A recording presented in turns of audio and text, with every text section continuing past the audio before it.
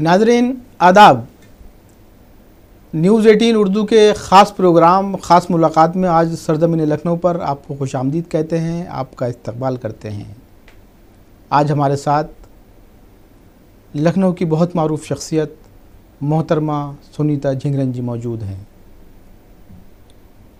जानशीने बेगम अख्तर भी हैं, लखनऊ की तहज़ीब की मोतबर अलामत भी हैं। साथ ही मुख्तलिफ़ मैदानों में जो कारहाय नुमाया अंजाम दे रही हैं वो अपनी मिसाल आप हैं। आइए सबसे पहले सुनीता जी का इस्तकबाल करते हैं और फिर ख़ास मुलाकात के इस सिलसिले को आगे बढ़ाते हैं। सुनीता जी, बहुत बहुत इस्तकबाल आपका कि आपने स्टूडियो आने की जहमत गवारा की। जी, गुफ्तगू का आगाज़ यहाँ से करना चाहते हैं कि मौसीकी की दुनिया का बड़ा अहम और मुमताज़ नाम है आज सुनीता झिंगरन। जितने भी विधाएँ हैं सब में गैर मामूली कारनामे आपने अंजाम दिए हैं।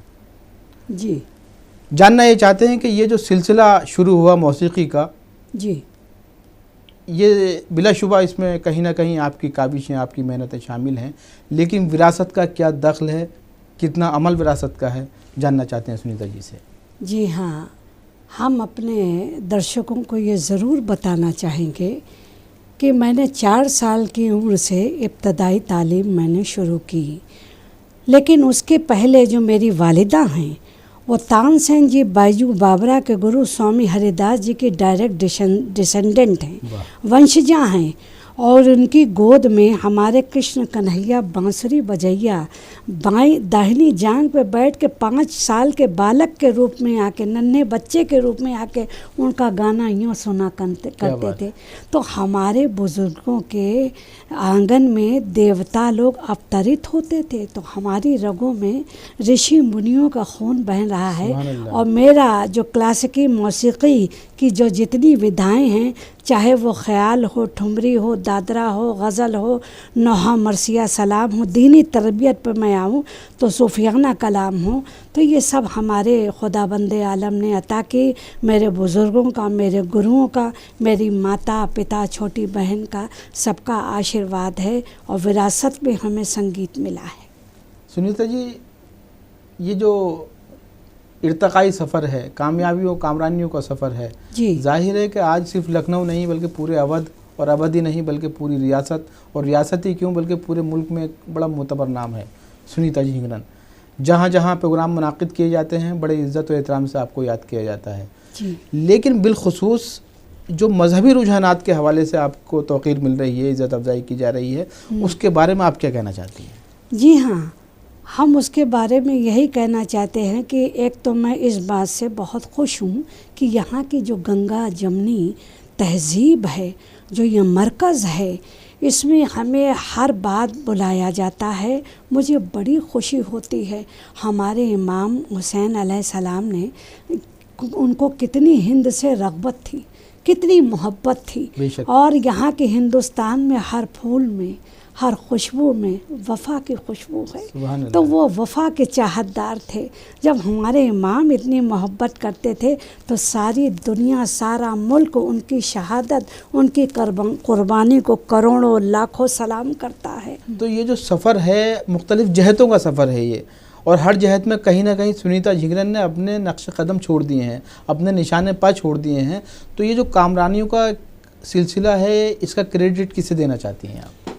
देखिए, इसका क्रेडिट जो दीनी तरबियत के ऊपर, जहाँ तक नौहा मरसिया सलाम सोज़ का सवाल है, ये हमें एक बार मेरा ये मैं मुज़फ़्फ़र अली साहब, जिन्होंने उमराव जान अदा रेखा जी को लेकर और फ़र्रुख शेख को लेकर बनाई थी, तो उनके बंगले में एक दफ़े मेरा कार्यक्रम था। और जो हमारी गुरु साहिबा हैं, आखिरी जिससे मैंने उन्होंने सीखा वो हैं मलका गज़ल, मलका ठुमरी, मरहुमा बेगम अख्तर साहिबा। मैं बहुत एहतराम के साथ उनका नाम लेती हूँ, और उनको भला कौन नहीं जानता, इमॉर्टल हैं वो तो। उनके नौहा मरसिया सलाम पढ़ने का क्लासिकी ढंग था, एक क्लासिकी, एक अजीब अंदाज, मुख्तलिफ अंदाज था। चाहते ये हैं सुनीता जी कि इस सिलसिले को जैसे जैसे आगे बढ़ाएं, तो इसमें मिसाल जैसा आपने फरमाया कि बड़ा क्लासिकी ढंग था, तो वो सुनीता जी ने किस हद तक एडॉप्ट किया है? तो उसका नमूना, हल्का फुल्का नमूना पेश करती चलिए, ताकि हमारे जो नाजरीन देख रहे हैं, आपको सामईन सुन रहे हैं, तो वो महसूस होते चलें उस फन से जो किसी कदर अब बहुत कामयाब हो चुका है। जी ठीक है, मैं एक सलाम मैं इस समय सुनाऊंगी। जनाब अब्बास के हाल में है, सलाम है।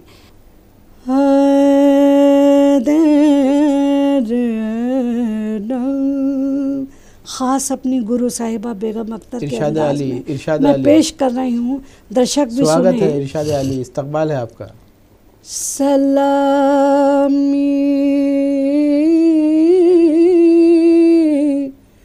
जब गए अब्बास मारे हाय, सलामी जब गए अब्बास मारे, अली रोते थे दरिया के किनारे, ए मेरे मौला अली रोते थे, ए मेरे मौला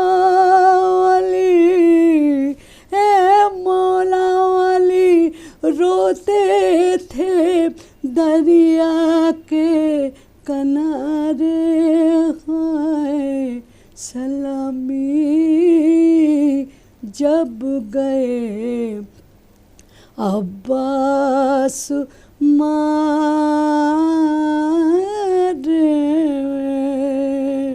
अली रोते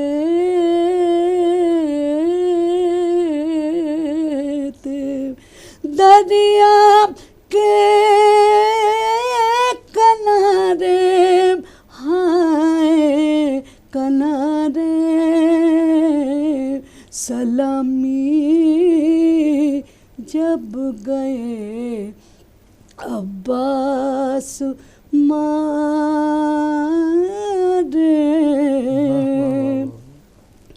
कोई बेरहमों से पूछे तो बाबा, ए मेरी बाली सकीना है शह की यतीमा, कोई बेरहमों से पूछे तो बाबा, तमाचे क्यों हमें जालिम मारे,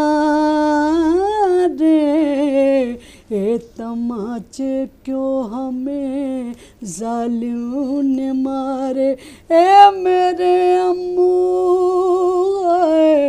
ए मेरे भैया, मेरे बाबा,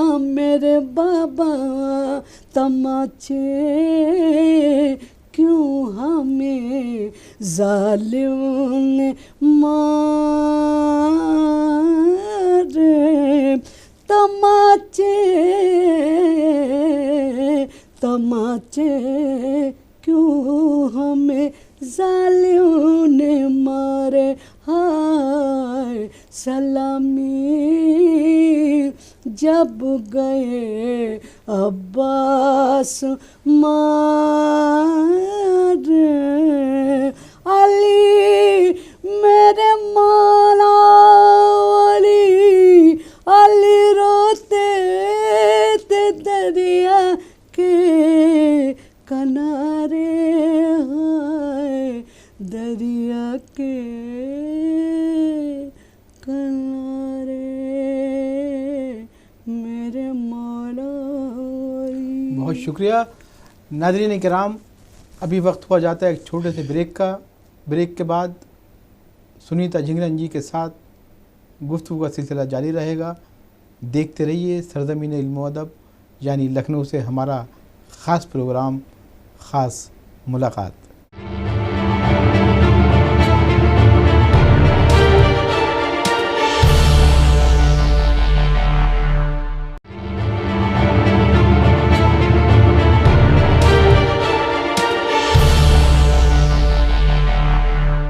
नाज़रीन, ब्रेक के बाद एक बार फिर ख़ास मुलाकात में आपका इस्तकबाल करते हैं।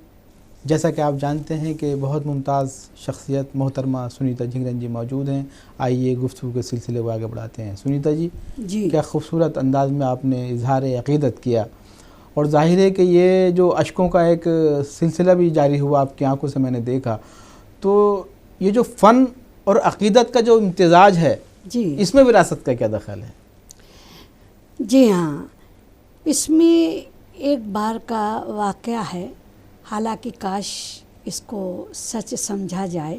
आमीन। क्योंकि लोग मुझे मौला की जोगन कहते हैं, और मैं आपसे बता दूं, चाहे जितना मंदिर या मस्जिद को आप सजा लें, करोड़ों रुपए से आप सजा लें, मेरा ये मानना है, और मेरी छोटी बहन तो ख़ुद भी बहुत अच्छी शायरा थी, इस दुनिया में नहीं है, उनका भी ये अक़ीदा था कि जब तक सुनीता श्रद्धा नहीं है, अक़ीदा नहीं है, दिल में तड़प नहीं है, दीवानगी नहीं है, जुनून नहीं है, वो महक नहीं, वो लहक नहीं, वो चहक नहीं भगवान को पाने के लिए, उससे मोहब्बत के लिए, तो जब तक वो बात ना बनती है और आँखों में ऐसे आंसू नहीं आते, नौहा मर्सिया सलाम के लिए रिक़्क़त तारी बहुत ज़रूरी है। कहा जाता है कि जो हुसैनी ब्राह्मण रहे या मौजूदा अहद में हैं जी, वो अब बहुत कम हैं हालांकि, लेकिन उन्होंने अक़ीदतों के इज़हार हमेशा से किए, और जो एक हमारा कौमी इत्तेहाद का, कौमी यकजहती का जो पूरा एक माहौल है, उसमें बड़ा बुनियादी किरदार अदा किया है। वो चाहे मंदिरों से दरबारों, खानकाहों और हमारे इमाम बारगाहों तक का सफ़र हो, या अपनी समाजी ज़िंदगी का मंजरनामा हो, तो मुख्तलिफ़ मुहाज़ों पर आपकी भी शख्सियत लखनऊ में एक अज़ादार की हैसियत से, एक तहज़ीबी अलमबरदार की हैसियत से बड़ी नुमाया है। तो आप इन दोनों पहलुओं को किस अंदाज से निभाने की कोशिश कर रही हैं मौजूदा वक्त में? देखिए, जो हुसैनी ब्राह्मण का जो ज़िक्र किया है, वाकई ये मौजिज़ा भी है और ये सच भी है। हुसैनी ब्राह्मण हुसैन के लिए इमाम हुसैन अलैहिस्सलाम से वरदान पाया था उन्होंने, उनके कोई औलाद नहीं जीती थी, राहिब दत्त जो करबला में जी। और लेकिन ये वाक़या बिल्कुल सच है कि उनके 7 लड़के उन्हीं के करम से जिए, जिसने इतनी बड़ी दौलत बच्चों की पाई हो, और कितना अक़ीदा था, हमारे इमाम ने उन्हें बख्शा भी। तो अहले बैत के घराने का, मैं तो कहती हूँ, जो कश्ती में, अहले बैत की कश्ती में जो सवार हो गया, वो कहीं ना भटक सकता है, ना कहीं वो किसी गंदे रास्ते पर जा सकता है। और इस्लाम जहाँ हुसैनियत है वहीं इंसानियत है, जहाँ इंसानियत है वहीं हुसैनियत है। ये 2 लफ्ज़ जुदा नहीं हैं, एक ही लफ्ज़ हैं। और इस्लाम ने ख़वातीन को इतनी इज़्ज़त बख्शी है। हमारे नबी करीम सल्लल्लाहु अलैहि वसल्लम अपनी दुख्तर के लिए, जनाब फ़ातिमा ज़हरा सलामुल्लाह अलैहा के लिए, उनकी ताज़ीम के लिए उठ जाया करते थे। तो और जनाब ज़ैनब तो इस्लाम की आबरू हैं। शाम में कितना उन्होंने पंगा लिया है यजीदी सेनाओं से, उनके सब, और कितना उन्होंने लड़ाई लड़ी। आज जो ये मजलिसें हैं, ये जो है आज उन्हीं की बदौलत ये सब है। तो एक बड़ा अच्छा किरदार है, हमें बड़ी प्रेरणा मिली है। हमें आपसे बता दें जीने की, हम ये एलानिया कह सकते हैं कि हमें करबला से और नौहा मर्सिया सलाम का जो ज़िक्र हमने सुना, जिसमें करबला का ज़िक्र सुना, यकीनन मैं तो पहले से ज़्यादा मजबूत हो गई। और मुझे जीने की तमन्ना, मुश्किलों से कह दो कि हमसे उलझा ना करें, मुश्किलों से कह दो कि हमसे उलझा ना करें, हमें हर हालात में जीने का हुनर आता है।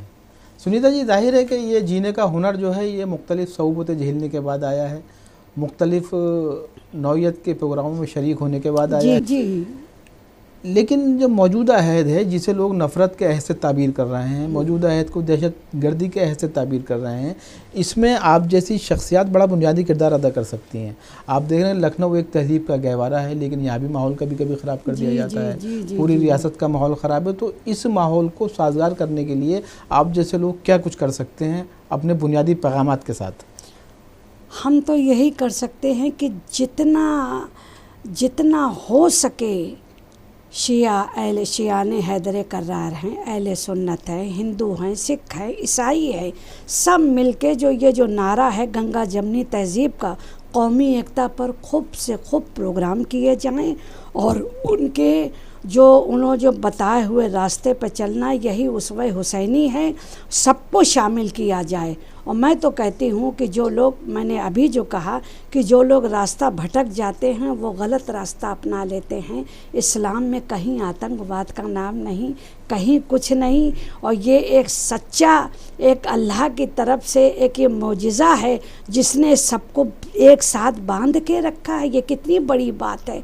और इसमें जितने सबको बुलाया जाए। और मैं तो चाहती हूँ, चाहे अभी आपके प्रोग्राम्स होते हैं, बुलाया जाता है कौमी एकता पर, मैं जाती हूँ, मुझे पढ़ते हुए और एक संदेश मैं और भी देना चाहती हूँ कि हुसैन तेरे नाम पर फ़िदा हैं सारे भारती, कहीं है तेरे ताज ये, कहीं है तेरी आरती। और हम ब्राह्मणों ने भी तुझे कहा है देवता हुसैन, शहादतों की आबरू शहीद करबला हुसैन, या हुसैन लब्बैक या हुसैन। क्या बात है सुनीता जी, बहुत खूबसूरत गुफ्तगू कर रही हैं आप। मैं ये देख रहा हूँ कि हमारा जो ये शहर है लखनऊ शहर जी, ये तहज़ीब, अदब, सकाफ़त, अपने रवैयों के हवाले से बड़ा मुमताज़ रहा है। जी जी जी। और इसमें सुनीता झिंगरन जी जैसे लोगों ने बड़ा बुनियादी किरदार हमेशा इस माहौल को बनाए रखने में अदा किया है।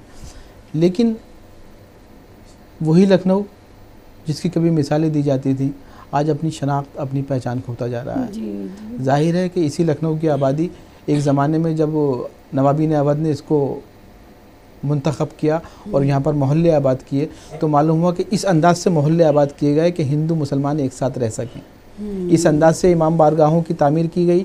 इवन ये कि मंदिरों की तामीर में बुनियादी किरदार अदा किया शाहान अवध ने। लेकिन मौजूदा वक्त में ये मंजरनामा बिल्कुल मुख्तलिफ नज़र आता है, बिल्कुल बरअक्स नज़र आता है। किसको ज़िम्मेदार मानती है? देखिए, ये प्रशासन की भी हमारी जिम्मेदारी है। ये बहुत बड़ा किरदार है प्रशासन का कि सबको एक साथ बांध के रखे। और ये सिर्फ इसमें ना बांट दिया जाए कि ये मुसलमान का प्रोग्राम है, ये हिंदू का प्रोग्राम है, ये सिख का प्रोग्राम है। जी नहीं, ये नहीं कहता। मस्जिदों की फ़ज़ाओं में मीरा के भजन गूंजे, मस्जिदों की फ़ज़ाओं में मीरा के भजन गूंजें, और मंदिरों के तरन्नुम में लोबान की खुशबू हो। क्या बात है। तो महक तो सबके घर जाती है। बरसात की जो बूंदें पड़ती हैं, जो छमछम जो बारिश होती है, वो ये नहीं देखती कि ये मुसलमान के घर है कि ये हिंदू का घर है। हवा कहीं भी जाती, फूलों की महक को कोई बांध के रख सकता है? जी नहीं। तुम लाख एहतियात से रखो शबाब को, खिलती है जब कली तो महकती ज़रूर है। आप किसी को बांध के नहीं रह सकते। बहुत शुक्रिया आपका। नाज़रीन किराम, अभी वक्त हो जाता है एक और छोटे से वक्फ़े का। वक्फ़े के बाद एक बार फिर आपकी खिदमत में हाजिर होंगे। सुनीता झिंगरन जी से करेंगे कुछ अहम सवालात। देखते रहिए सरज़मीन लखनऊ से ख़ास मुलाकात।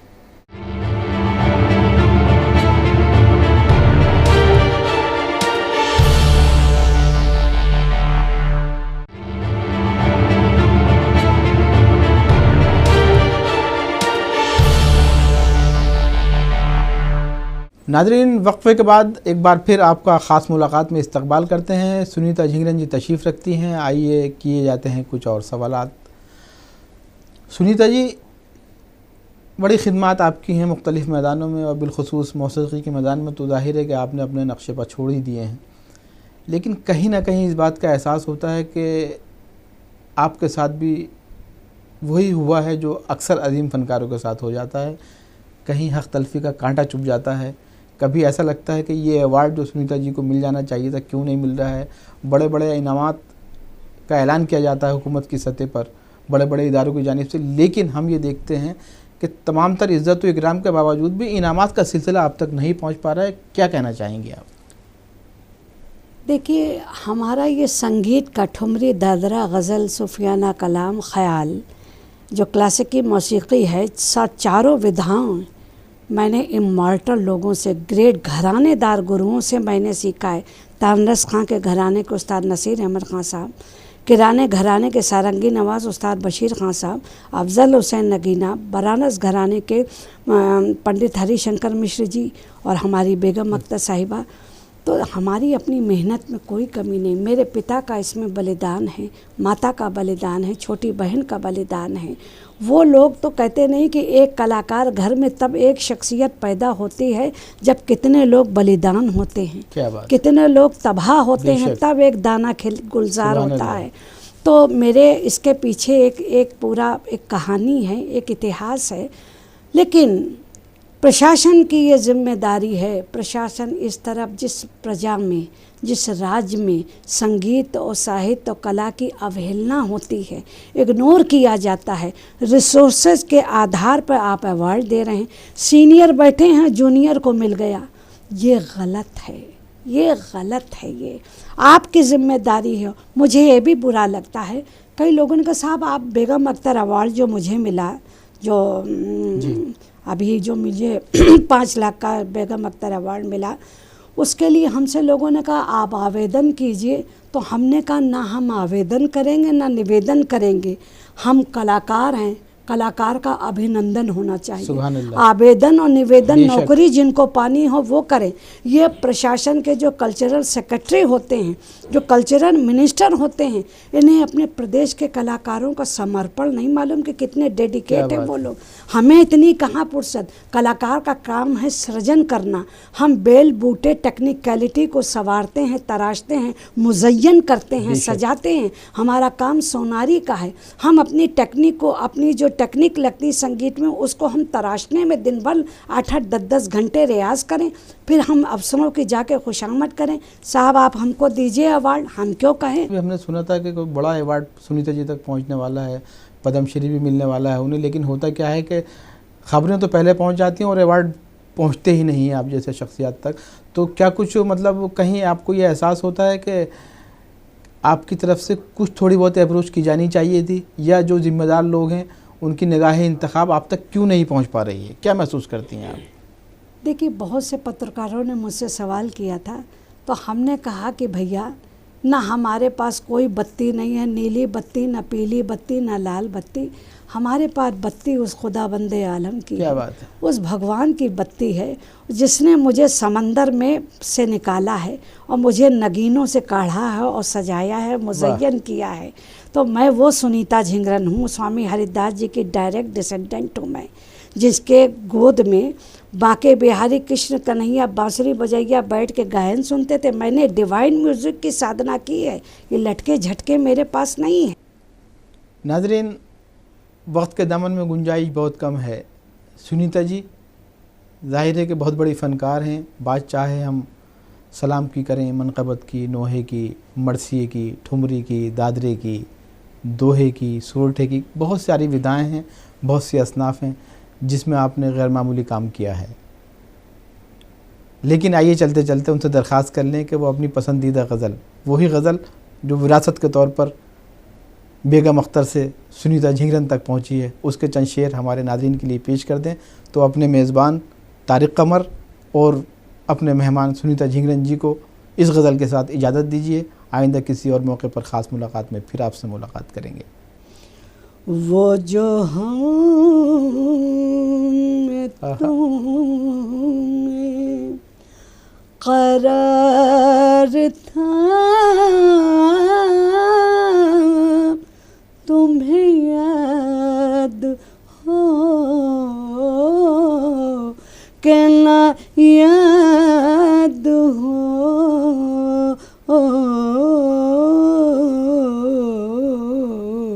वो जो हम तुम्हें करार था, तुम्हें याद हो कि ना याद हो, तुम्हें याद हो कि ना याद हो,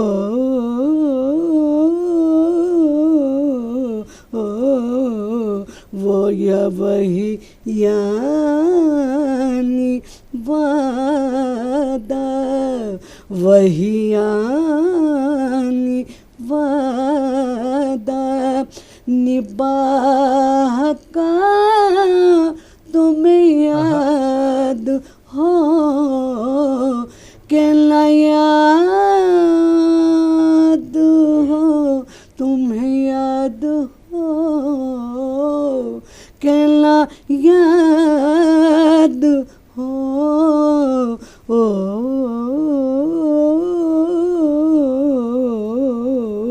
वो जो हम तुम्हें करार था, तुम्हें याद हो के ना याद हो, तुम्हें याद हो के ना याद हो,